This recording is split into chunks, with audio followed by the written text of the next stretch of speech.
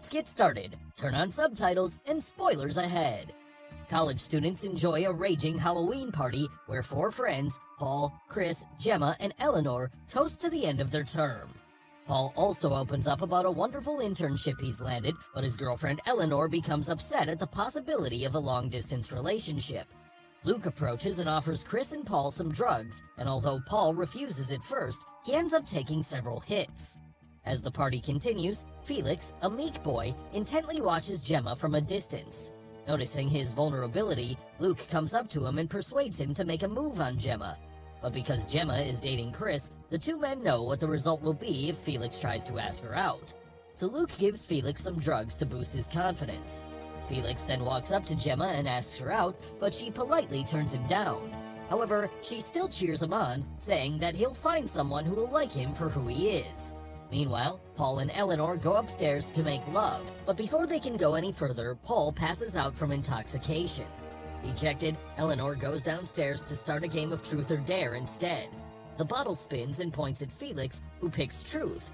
Eleanor then asks him who among the people in the room he'd want to spend the night with, and when he picks Gemma, Chris immediately gets mad and starts taunting him. Eleanor tells Chris that they're just joking around, but he refuses to listen. Felix tries to explain that he's just playing the game, but Chris only gets angrier and even grabs his manhood. Then when Felix manages to push him back, Chris gets up and punches him. Gemma scolds Chris, but he shows no remorse. A few months later, the same group of friends gets invited to Felix's birthday party, learning that he comes from a wealthy and prominent family. Chris drives up to the mansion with Luke, still resenting Felix, blaming him for his breakup with Gemma.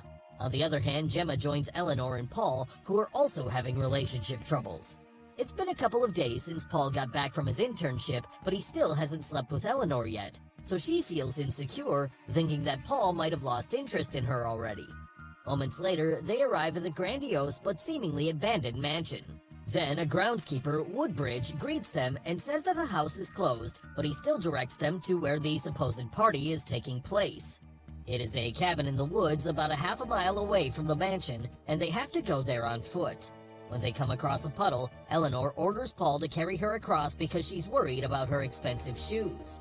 Meanwhile, Chris takes his chance and offers to carry Gemma too, trying to reconnect with her. When they reach the cabin, Felix's brother Justin greets them. He apologizes for the mix-up, telling them that Felix hasn't returned from Chile yet, where he's volunteering on a hospital project. As it turns out, the birthday bash was meant to be a surprise, but because Felix's flight got canceled, Justin put off the party. However, he forgot to notify their group. After apologizing, Justin offers some food and drinks and urges them to just have a party of their own. Meanwhile, Paul has already started drinking a bottle of beer. Justin opens a bottle of champagne for the group, successfully convincing them to stay. He sits with the other guys, revealing that he's in the army and has served 3 tours in Afghanistan. They continue making small talk until Justin observes Chris and Gemma's relationship, mentioning that she's Felix's type. Chris laughs at the comment, making Justin ask whether he thinks Gemma is too good for his brother. Justin's face also becomes unreadable as Chris mentions how Felix tried to make a move on Gemma during their Halloween party. Then when Luke comes over to offer some nitrous, Justin excuses himself and joins the two women. Eleanor and Gemma show interest in Justin because of his looks, so they both happily converse with him, even going as far as saying that they're very close friends of Felix. Eleanor even touches Justin's muscles and forces Gemma to do the same. However, she pulls on Gemma a little too hard and ends up making her spill her champagne on Justin. They apologize profusely, but Justin brushes it off. But Eleanor has planned the whole thing so that Gemma could make a move on Justin, following him as he goes to change. They subtly flirt with each other until Luke interrupts them, saying that they will use the balloons as drugs. However, Justin states that he has a better idea. They all sit in a circle to play truth or dare, and the bottle first points at Eleanor. Chris dares her to make out with Gemma, so the two women kiss. Paul then jokes about making out with Chris, but Justin quickly dismisses the idea. When they spin the bottle again, it points at Gemma. Chris asks if she'll take him back, but she simply says she won't. Then Justin spins the bottle and deliberately points it at himself, saying he's choosing truth. Justin confesses that Felix isn't in Chile, but he actually hanged himself in that cabin. At first, some of them laugh in discomfort, not knowing how to react, but Justin makes it clear that he's not joking. Justin then recounts that he was in Afghanistan, and when he came back, Felix had already hanged himself, and Woodbridge cut him down. Because of their family background, they decided to keep the incident a secret, although it's already brought shame to their name. Meanwhile, Justin doesn't hesitate to throw out homophobic slurs. When Paul asks why they're there, Justin straightforwardly tells them that he wants to know what made Felix do it. The group realizes that they've been set up, and they're also unaware that Justin has a gun. Eleanor tries to leave with Paul, but he says he can't drive in his intoxicated state. Justin gives them a postcard that says truth or dare alongside a swear word, the same word that Chris said to Felix during the Halloween party. Justin tells him that he found it in Felix's pocket when he hanged himself, concluding that it must have been the reason why he did it. Chris attempts to walk out the door, but Justin blocks his path. Fed up, he tries to punch Justin, but the latter is a trained soldier and easily retaliates. Eleanor comes up behind him with a wine bottle, but Justin just slaps her. Paul tries to help, but Justin finally pulls out his revolver and shoots him in the leg, ignoring Gemma as she begs him not to hurt anyone. Paul then takes out his phone to call for help, so Justin expertly shoots his phone away and ends up blasting a part of his finger. Successfully asserting authority, Justin orders Luke to tie his friends to the chairs and take their belongings. Scared of getting hurt, Luke follows Justin like a loyal henchman. Justin also instructs him to lock their things inside a box, which he follows with no complaint. Justin keeps asking about the postcard, but nobody owns up to it, trying to convince him that they have nothing to do with it. He then gives them some privacy to talk about it and leaves the cabin with Luke. Outside, Justin asks Luke whether he sent the postcard, but he immediately denies it. Luke says he's just the guy who brings the drugs and isn't even friends with Felix. He tries to persuade Justin to let things slide, but he's too upset over his brother's death. Justin then asks about the Halloween party, knowing that Luke sold Felix drugs to have the courage to ask Gemma out. Although Justin disapproves of his actions, he lets Luke off the hook and just asks him who he thinks sent the postcard. Meanwhile, the group starts arguing about the postcard as well. Eleanor and Gemma think Chris did it because of the words he said and because Felix was the reason why Gemma broke up with him. However, Paul believes that Chris didn't do it. Paul urges his friends to stop fighting and focus on getting out. He orders them to keep twisting their hands out of the tape, then instructs Gemma to reach the workbench behind her and look for some tools that they can use to escape. Unfortunately, Gemma's chair topples over, alerting Justin outside. When the two men get back inside, Paul tries to reason with Justin to let them go, but he's just getting started. First, Justin spins the bottle, which points at Gemma, so he asks her opinion on who sent the postcard. Then, when she says she doesn't know, Justin slaps her. With no other choice, Gemma blames Chris. Because of this, everyone starts putting the blame on Chris. However, Chris manages to clear his name by pointing out that he was in Spain when the postcard was sent from London. Chaos then ensues within the group as Eleanor tries to keep pointing fingers, so Justin silences them with a warning shot and continues the game. When the bottle points at Chris, he chooses dare, so Justin takes out the acid test. The group begs Luke for help, but he ignores their pleas. Meanwhile, Justin inserts a tube down Gemma's throat that connects to two containers, one of which contains tap water, while the other contains battery acid. Justin dares Chris to choose between the containers, but he just won't give in. Justin then offers to choose for him, eliminating Gemma's 50% chance of surviving because he knows which one has the acid. Eventually, Chris chooses the left container, which is, luckily, the correct answer. Moments later, Justin spins the bottle again, and when it points at Eleanor, she chooses truth. Justin asks her who should take the acid test next, but she said no one should take it. However, when Justin tells her that she's going to take the acid test if she doesn't choose someone, she ends up choosing Chris. Chris confesses that he sent the postcard, but Justin knows he's lying because he was able to clear his name with an alibi. Paul then speaks up, telling Justin that none of them were friends with Felix because nobody liked him. Paul calls Felix a creep, telling Justin that he saw Felix watching them as Eleanor went down on him. He even calls Felix gay, which angers Justin, who starts saying homophobic slurs again. Justin makes Paul choose the container for Chris's acid test, but he fails to answer correctly.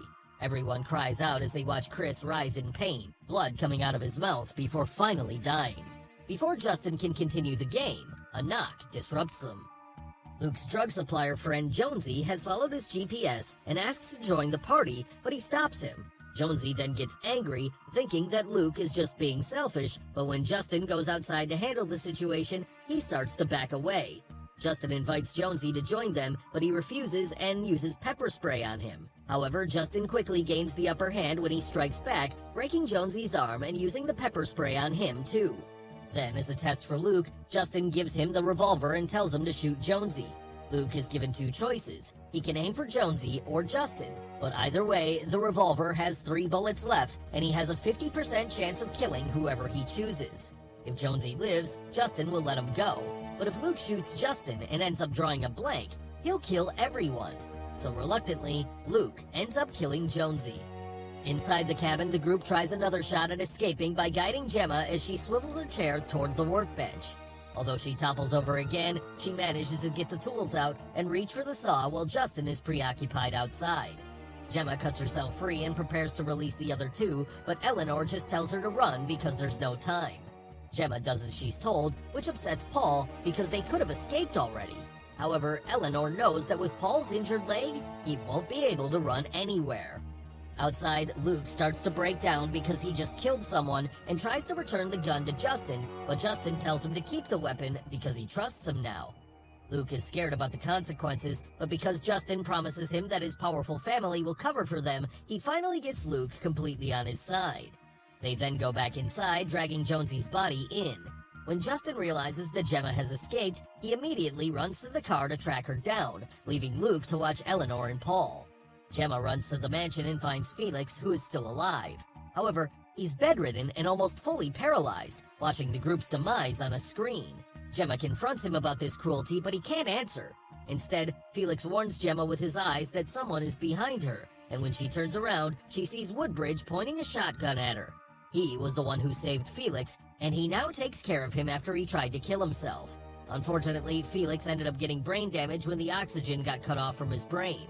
Gemma tries to run away and hides under the bed before kicking the groundskeeper. She then takes Felix as a hostage, noticing that he has a small blade taped to his finger, successfully scaring Woodbridge away. Gemma takes the shotgun and slowly leaves, but the groundskeeper is waiting to ambush her, and as they get into a scuffle, she ends up shooting the old man. She goes back to Felix and asks for a phone, so he points towards the computer. However, as Gemma tries to get help, the internet suddenly gets cut off, and she realizes that Justin has caught up to her. Gemma once again tries to escape, but Justin drags her back inside Felix's room. There, Justin snaps Gemma's neck in front of Felix, who closes his eyes, refusing to see her die. Back at the cabin, Eleanor tries to convince Luke to let them go, but he's too afraid of Justin and believes that he'll actually protect him. Eleanor then realizes that Luke was the one who sent the postcard, so he explains that he did it as a joke, a spur-of-the-moment decision because he was jealous of Felix's rich background. Paul reasons with Luke because he is dying from blood loss, saying that he needs a doctor and asking to give him one phone call. Eleanor asks Luke for drugs as well, but this is a ruse to get Luke closer to her and bite his finger off. She manages to free herself and fight Luke, pushing him hard. He then ends up slipping and impaling his head on a rake, so Eleanor frees Paul and takes the gun. With no time to waste, Eleanor tries to run away with Paul, who's struggling with his wounds, but Justin returns with Felix in a wheelchair. Eleanor doesn't hesitate to shoot and manages to hit Justin in the shoulder, but as she gets closer to kill him with the last bullet, he deflects the gun and stabs her with a screwdriver. The two end up wrestling on the ground, but Paul comes to Eleanor's aid and stabs Justin. Eleanor then breaks the acid container on Justin's head, and moments later, he finds himself tied to a post. Meanwhile, Paul just wants to go home, but Eleanor isn't done yet. Instead, she forces Paul to get into the car, asking for some time to talk to the brothers. So Paul ends up waiting in Justin's car, where he finds Gemma's dead body. Once Paul is gone, Eleanor asks Felix to play Truth or Dare. As if she already knows the reason why Felix tried to kill himself, Eleanor urges him to look at the person he's most scared of. Unsurprisingly, Felix looks at his brother, and that's when Eleanor starts revealing the truth. As it turns out, because Eleanor's father went bankrupt, she asked Felix if his family could help them out. Eleanor then recorded herself making out with Felix, which she intended to use to blackmail him. As if that wasn't enough, she also convinced Felix to go down on Paul while he was unconscious and filmed it. Afraid that his homophobic brother might see the video, Felix ended up trying to kill himself. Now that the truth is finally revealed, Eleanor hands Felix a grenade, attaching the pin to his finger. She then walks away from the cabin and gets in the car as Felix succeeds in blowing themselves up. With tears in her eyes, Eleanor drives away with Paul and Gemma's dead body. Thanks for watching. Please like and subscribe, and click the bell icon to get new movie recaps.